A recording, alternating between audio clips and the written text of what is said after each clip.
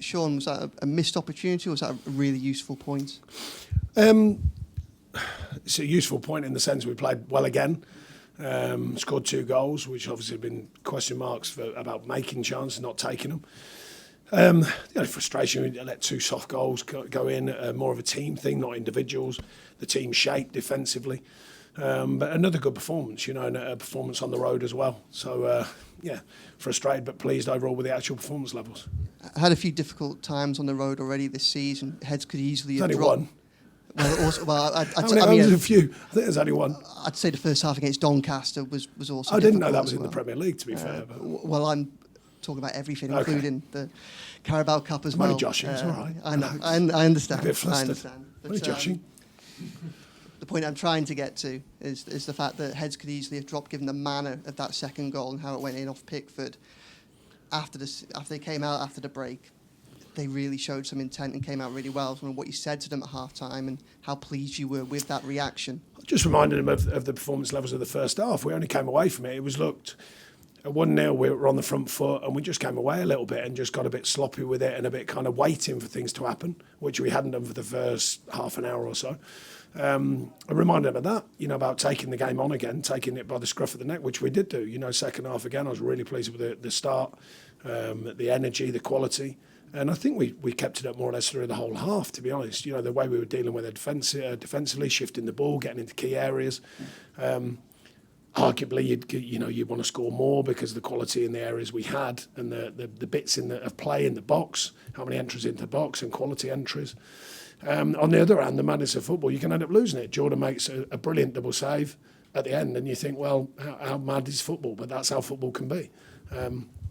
It would have been an injustice, I feel, but it can go against you, and it didn't. So a point on the road and another good performance. So we've got to keep believing in that and keep building on it and get players fit as they're going to. In terms of the absences today, I just wondered if there's any update on Lewis Dobbin and Michael Keane and why they weren't involved in the squad. Yeah, they got knocks in the week, so unfortunately didn't make it. I'm hopeful they'd both be fit after the international break. Yeah. Obviously, we'd have Dom likely to be fit. We'd have Dwight. Dwight's done well today because he's had 3 days training. I don't normally do that, but as you can see, we're stretched, so we thought it was important to get him involved. So he'll benefit from the next couple of weeks. Dimmy Gray will benefit from the next couple of weeks. Seamus will get a bit closer. Jack Harrison will get a bit closer. So, there's a lot of signs that remind you there still is a squad here, despite, we were hoping to do more in the market, but obviously we all know about the situation now. We're having to try and construct deals. We didn't get what we want. And Alex left us, which is a shame because I think he's a top player. We wish him well beyond our situation. But anyway, with all that being considered, when everyone's back fit, I think you'll see a group that are competitive again. Are you likely to play any behind closed doors friendlies over the next fortnight? Maybe we're trying to plan one maybe on the second week, so not the first week. And just on Damari Gray, obviously he's still with the club. I appreciate the Saudi Arabian transfer window is still open. Where was he today? Is it fitness or is it? It's a bit of everything with his fitness, his fitness to play in the side, the situation around him and all the noise. But hopefully over the next couple of weeks that'll become clearer and he'll get himself fit as a start point. Do you anticipate him staying with the squad now beyond? I do at this time. Okay, thank you. Thank you very much. Sean, do you think that Ollie McBurney header was in at the end? Which one? I don't know what you mean. The save from John. No, because he saved it. Yeah, but do you think it was heading in? No, he saved it, so no, I didn't know. What do you think of the save? How good was it? Yeah, really good. Yeah, and it just shows why he's number one for club and country. Yeah, I think, like everyone, you had some question marks recently because the team were conceding sort of big moments, but I think it shows again what a top keeper he is. I thought his all-round performance was very good today. Very unlucky with their second, quite obviously, and makes 2 fantastic saves at the end of the game. When it's really important to do so as well, by the way. If that goes against you, everyone's once again scratching their heads. But he made sure that didn't happen.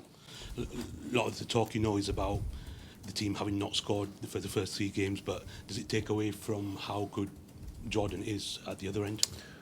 No, I don't think so. I think the focus is rightly so on the fact that we've created lots of chances and scored goals. We want the team to be doing that. Well, scoring, of course. We want the team to be creating lots of chances, getting into key areas. That's just part of the challenge. Once you get there, go and score a goal. It's the hardest bit of all. That's why strikers cost so much money. But I think the team are creating, and I think we carry on doing that. We get players fit. We can add competitive element, and I think we're in a good place. And promising signs from Beto on his league debut. Yeah, he's raw, but he wants to do it. He's got a demand on himself. He'll get fitter, he'll get sharper in the sense of the Premier League, because obviously European leagues are all different. No, he's come with a smile on his face and he wants to work, and I thought he's done well again today. Hi, Sean. Looked like there might have been a couple of refereeing decisions in the second half. Jean Juma, the pullback, which James Tarskowski looked insistent. It was a penalty. And the Wes Fadringham incident as well. He's handled it. Was it inside? Was it out? I just wondered if you had a view on either of those. Well, the view on the penalty was from my angle. I thought it might have been, but then when I saw it back, it's not. Okay. So you take that, and the players don't know, obviously, when it's live. So that's one of them things. Yeah. Possibly, they talk about an orange card because it's a close one, whether he's through on goal. I thought the referee today, I was surprised at the amount of physicality in the game. I'm a fan of it, but we all know you can't do it anymore. I thought Beto got dragged all over the place and hardly got a foul against him. But that's one of them things, different day, different side. You play the top six, you touch him and they get free kicks given. And yet today Beto got hardly anything. Not just Beto, but a number of people. But like I said, I don't think it massively influenced the game. Maybe you could argue, or I certainly argue, whether the extra time comes allowing them to put a corner in and then the whistle mysteriously blows 1 second, a millisecond after the corner is saved. Always frustrates me, that one. It's time's up, blow the whistle, end off. Yeah. You mentioned as well, I think you suggested, Sean, that one of the areas you were looking to strengthen was in the wide areas. Can I ask how close you were to Wilfred and Onto? We weren't close enough to any situation. Okay. The truth is that certain parameters and guidelines we're now at. The club's not in the spot it was 2 or 3 years ago. I think that's become apparent. And I've always thought, manage what you can manage the realities. And they're the realities. On the other side of that, don't forget, because the transfer window, it makes news and all that. When everyone's fit and you look at our group and I go, right, there's still some very, very good players here and a number of them. So, sometimes that gets overlooked. I believe in what's here. I believe in the players that are here. And so far this season, I think we've delivered way better than what we've got back. But you can't rely on that. We've got to keep delivering big performances. Thanks. Hi, Sean. You've touched upon Jordan Pickford's performance already. Just a bit more what he's like to work with, and did that save kind of exemplify his desire to keep the ball out of his goal? Yeah, he's working all the time. He's a top keeper. He works with Billy Mercer at the moment. Alan Kelly being out off with an operation, a major operation, and I think it's something different for him, and it's something different for us. But he knows his way around the Premier League and he knows his way around the international scene. So he's a very good keeper, as we all know. And at 29 with 54 caps, are his best years still ahead of him? Yeah, keepers. I think keepers and centre halves are often the ones who mature the latest in football. I think they get better and better. You learn the game, you learn to read the game, you learn about your professional, you learn about all the standards, you learn about your training, all of that stuff. Particularly, in my opinion, centre halves and keepers.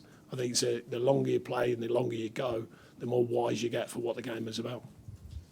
Sean, from time to time, you read and hear people questioning whether Jordan's still England's best goalkeeper. When you see him play like that, that seems farcical. Does that seem crazy to you? No, I think every player should be questioned because that's the world we live in. Every top player gets questioned. Every player gets questioned. So, no, I think that's part and parcel of being a top professional. It's a stimulus for you, if anything. That's what my belief would be. I wasn't a top player, but I was stimulated enough from that kind of noise. If you weren't going well, or you were going well even, stay on it. Stay on your professionalism, stay on what you do, and stay on it at all times. It's harder, I think, nowadays for players. I mentioned it many times. They get bombarded with media and social media and everything else. Some choose to do it, some don't. I think it's more and more difficult for players to see through all that and get on with what they do. And some's their fault because they bring it on, some's not. Often it's not. They just get bombarded with all sorts of opinions from everyone. And seemingly every opinion is from a specialist. Can I just ask you named 7 subs today. Is that purely just the lack of bodies? Yeah, and partly what I normally do is get the young kids involved. But they've been missing out because they've been transitioning over to us for training. They've been transitioning over us to be on the bench, not getting on. And they're actually missing out on their own game programme.